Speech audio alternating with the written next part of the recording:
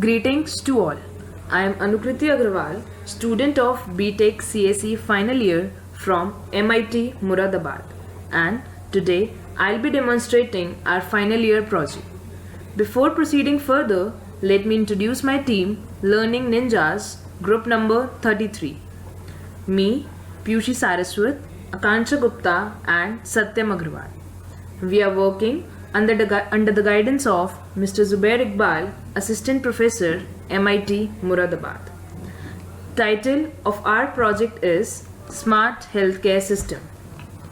In this high-tech era, there are many hospitals, many healthcare services available for all 24/7. However, sometimes in case of emergency or when medical services are not instantly available, smart healthcare system comes into play. The proposed idea of this project is to create a smart healthcare system that includes medical chatbot and medical system. Medical chatbot. This predict diseases and recommend concerned doctor using machine learning algorithms. In medical system, concept of Internet of Things is used to detect pulse rate and body temperature using sensors. Now, let's move on to hardware requirements. The hardware requirements in the project includes Arduino Uno, breadboard, pulse sensor, LM35 sensor for body temperature, jumper wires and LEDs.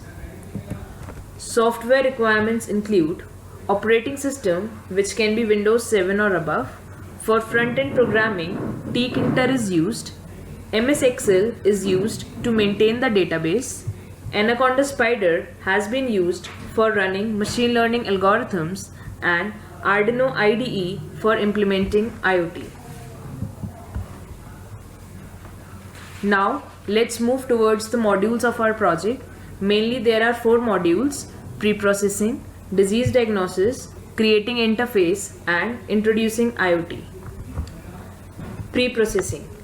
It is the transformation which we apply to our data before feeding it to the algorithm. In pre-processing, there are 3 steps: data cleaning, data transformation and data reduction. In data cleaning, we handle missing values and noisy data. In data transformation, we transform the data in appropriate forms so that an algorithm can be applied to it. Data reduction. In working with huge amount of data, analysis becomes harder. To get rid of this, we use this reduction technique. In this, we are using dimensionality reduction. It is the process of reducing the number of random variables. After all this, our dataset is ready for any machine learning algorithm. But before we start applying any algorithm, it is advised to split dataset into 2 parts: training and testing. In our project, on 75% data, we are training the machine learning algorithm, and on 25% data, we will be testing. Next, disease diagnosis. Algorithm used in our project is decision tree algorithm. Decision tree algorithm is a supervised learning algorithm. It is easy to implement and does not require any domain knowledge. The main advantage of using this algorithm is that it can be applied to huge data sets. It consists of arc, nodes and branches. Arc connect one node to another, branch has attributes, and node are of 2 types: leaf node and internal node. In decision tree algorithm, the major challenge is the identification of the root node in each level. This process is known as attribute selection. There are 2 attribute selection measures: information gain and Gini index. The decision tree is very easy to interpret. For example, for the tree shown, we can deduce the following 2 rules.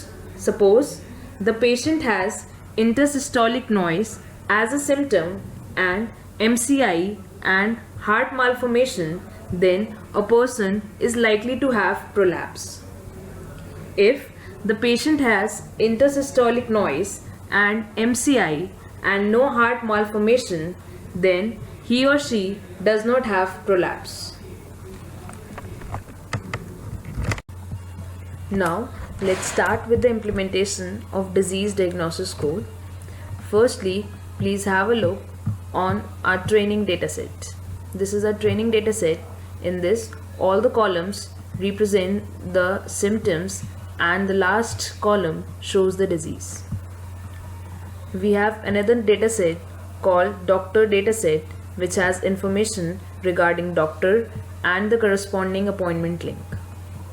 Now let's see the code. This is our code. Let's run this code.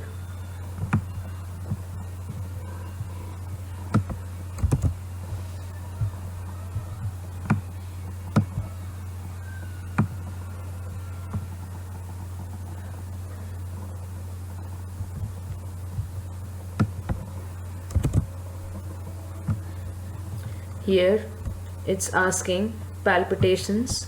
Suppose we say no. Receiving unsterilized injection. Suppose no. Then unsteadiness. Suppose yes. Now it is saying that you may have pneumonia, symptoms present, unsteadiness. The model suggests the name of the doctor and the visit link. Now it is asking rusty sputum. Suppose no. Blood in sputum. No. Small dents in nail. Suppose we say yes. Then it's showing you may have hepatitis E. Symptoms present this. Model suggests doctor's name. Visit link this. Now now it's asking stomach bleeding. Let's say yes. It is saying that you may have urinary tract infection, symptoms present, unsteadiness, small dents in nail, stomach bleeding. Model suggests the name of the doctor and the visit link. So in this way we can diagnose the disease and get the doctor's name and its appointment link. Next module is creating an interface, getting the user registered on the GUI and then log in into the system to predict the disease. In this, one can register himself, and if already registered, then can log in and start using the system. Now let's see the code for this. The code is just similar as seen before.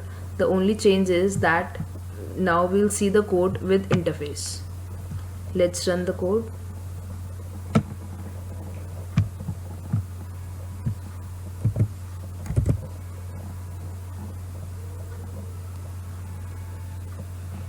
It is in progress. Now it is asking to log in or register. Let's register first. Username, password, finally register. Here it is coming, registration success. Click here to proceed. Now let's start.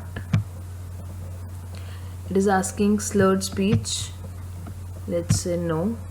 Pain behind the eyes. No. Receiving blood transfusions. No. Red spots over body. Yes. Now it is saying you may have chicken pox. Symptoms present, red spots over body. So in this way we can predict the disease. Now let's clear all this.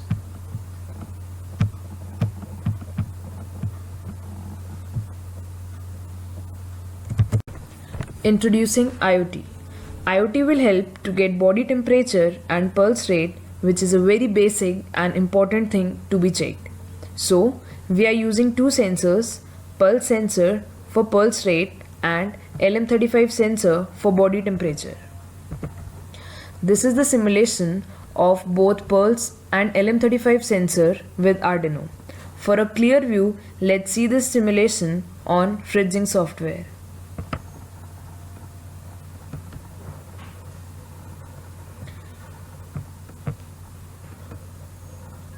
Here we can see this is our pulse sensor, this is our LM35 sensor, and this is Arduino. Here red is used for VCC, black is used for ground, and green is used for analog output signal. pulse sensor is a 3-pin sensor: ground pin, VCC and analog pin. Ground pin of pulse sensor is connected to ground of Arduino, which is black in color. VCC of pulse sensor is connected to 5 volt of Arduino, which is red in color, and A0 of pulse sensor is connected to A0 of Arduino. This is our LM35 sensor. LM35 is an analog linear temperature sensor whose output voltage varies linearly with change in temperature. Plus 5 volt for LM35 can be taken from the plus 5 volt Vout pin of Arduino Uno. Ground pin of LM35 is connected to ground pin of Arduino. Connect Vout of LM35 to any analog input pin of Arduino Uno. Here we have connected this to A1. Now let's see the output.